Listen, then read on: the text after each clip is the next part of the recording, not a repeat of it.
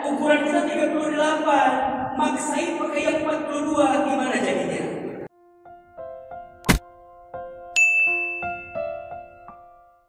Tetangga beli mobil baru, kita ketabrak. Ya iya, nongkrong depan mobilnya ketabrak. Jadi gimana Ustaz? Kita ini kadang-kadang lebih pintar melihat punya orang lain, tapi nggak pernah pandai melihat punya kita. Betul apa betul? Betul? Coba Ustaz mau tanya yang perempuan. Punten, mohon maaf. Perempuan, akhwat, kalau antum punya suami kayak Ustaz Hilman, pasti bahagia apa belum tentu? Jawab, ini mah jawab. Coba, punya suami kayak Ustaz, pasti bahagia atau belum tentu? Belum tentu. Istri Ustaz punya suami kayak Ustaz, belum tentu bahagia, tapi bahagia banget. Enggak, belum tentu bahagia. Kok bisa Ustaz? Iya, tiap hari ditinggal, berangkat pagi pulang, mending kalau pulang malam. Kadang pulang pagi, berangkat pagi pulang pagi, berangkat pagi pulang malam, ditinggal. Ke Aceh 3 hari, kadang ke Amerika sebulan, keluar kota 5 hari. Jadi istri Ustaz belum tentu bahagia. Apalagi punya wajah casingnya begini kan. Kadang gelisah takut diambil orang. Betul atau enggak? Gelisah. Makanya bahagia itu bisa diukur dengan orang lain, Pak. Betul atau betul? Memang Ustaz serba salah ya. Punya suami ganteng takut diambil orang. Punya suami jelek takut dibawa kondangan. Malu kita bawa kondangan suami jelek. Kadang nyampe kondangan kita bilang sama suami kita, ayah gak usah turun ya. Kenapa? Malu-maluin aja. Serba salah. Mohon maaf Bapak, punya istri di rumah. Kalau Bapak keluar, ada perempuan yang lebih cantik daripada istri Bapak di rumah, demi Allah, istri Bapak dengan perempuan di luar itu sama. Sama. Yang beda cuma casingnya aja. Dalamannya sama, Pak. Halo? Dalamannya sama. Dalamannya sama.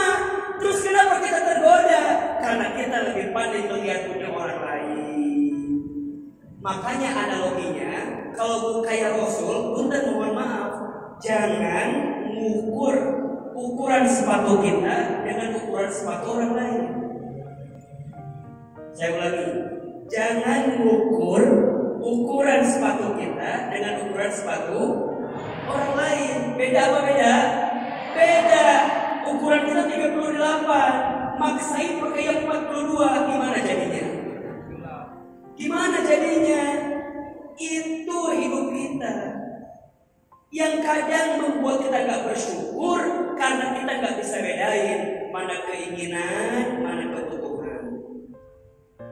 Mohon maaf, Ustaz mau tanya, kalau di Aceh sih kayaknya mungkin tidak ada ya. Di sini masih banyak gak yang namanya riba? Masih ada apa riba? Rentenir masih ada? Lintah darat masih ada? Mohon maaf, ibu bapak mulai malam ini, kalau kita mau nyontoh Nabi, tinggalin yang namanya riba. Tinggalin. Kenapa Ustaz? Riba itu dosa besar. Zina di Quran disebutin sekali Pak. Tapi riba disebutkan 9 kali Pak. Bahkan dalam hadis disebutkan dosa riba itu ada 70 tingkatan. Serendah-rendah dosa riba sama seperti seorang anak berzina dengan ibu. Ustaz, kok bisa orang terjelbab dengan riba? Kok bisa orang terjatuh dengan riba? Karena tadi alasannya kurang bersyukur. Hawa nafsu. Hawa nafsu. Kata Ibnu Qayyim al-Jauziyah, dunia itu Pak, dunia itu lebih indah sebelum dimiliki daripada setelah dimiliki. Contoh, Bapak belum punya mobil Avanza, lihat mobil Avanza, kepengen nggak mobil Avanza? Kepengen. Tiba-tiba ada rezeki kebeli mobilnya. Ustaz tanya, setelah kebeli mobil gimana rasanya? Sama aja atau biasa aja? Biasa aja. Dulu sebelum punya mobil kepengen banget, setelah punya biasa aja. Makanya hati-hati dengan dunia, Pak. Hati-hati dengan hawa nafsu. Kebutuhan boleh, tapi keinginan batasi. Kalau enggak, kita kurang bersyukur. Istri banyak keluh sama suaminya, suami banyak minta sama istrinya. Karena kenapa kita kurang bersyukur? Gimana caranya bersyukur, Ustaz? Kata Rasul, bersyukur caranya 3. Berapa? 1, asyukru bil lisan, syukur dengan lisan. Ucapin apa? Alhamdulillahirabbil. Alhamdulillah Ustaz masih punya suami saya, di saat yang lain belum punya suami. Alhamdulillah Ustaz saya punya istri yang cerewet. Alhamdulillah masih punya istri. Untung dia juga masih sadar. Kalau udah gak sadar mungkin gak mau jadi istri saya, Ustaz. Gak apa-apa cerewet, yang penting saya punya istri. Ibu jangan ngeluh kalau mulai suami, gak usah ngeluh. Alhamdulillah capek ngurus suami karena punya suami. Di luar sana banyak orang yang ngeluh capek ngurus gak punya suami. Ada gak? Alhamdulillah Ustaz masih punya kerjaan, gak apa-apa. Berangkat pagi, pulang malam, banding tulang, tulang banding, kaki di kepala, kepala di kaki, kesana kemari, mencari alamat. Kadang palsu alamat. Capek betul Ustaz, gak apa-apa. Lebih baik capek kerja daripada capek nyari kerja. Catat status di Facebook. Status itu tadi. Lebih baik capek kerja daripada capek nyari kerja. Lebih baik capek ngurus suami daripada capek nyari. Keras sama mahasiswi kan? Bisa. Kira-kira ada yang mau nggak ya sama saya? Makanya saya juga alhamdulillah lebih baik bisa ceramah diundang daripada nggak ceramah nggak diundang. Iya Ustaz, alhamdulillah.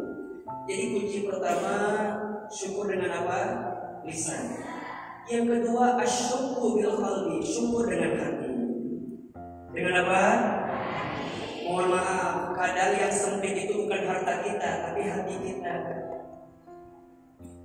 Yang sempit itu bukan rumah kita, tapi apa? Hati kita.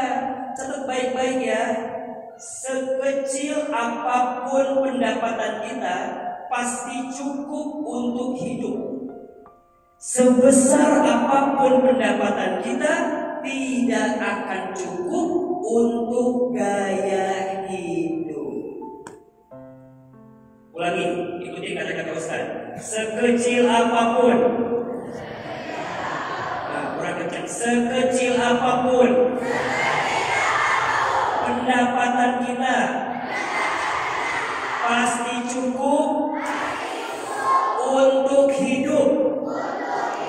Sebesar apapun pendapatan kita tidak akan cukup untuk gaya hidup. Baik, artinya jangan nurutin hawa nafsu. Syukuri apa yang ada. Kan ada lagunya, hafal kan? Lagu siapa? Masih, Ustaz boleh nyanyi sedikit? Gak apa-apa nih Pak Kiai nyanyi sedikit, biar milenial terwakili suaranya. Kan ada. Syukuri apa yang ada.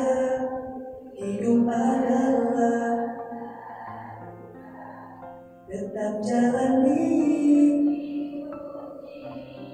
melakukan. Enak kalau anak muda yang nyanyi.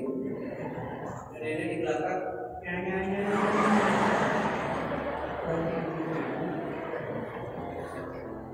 Syukuri apa yang ada, jangan nyari yang gak ada. Jalani dengan baik. Itu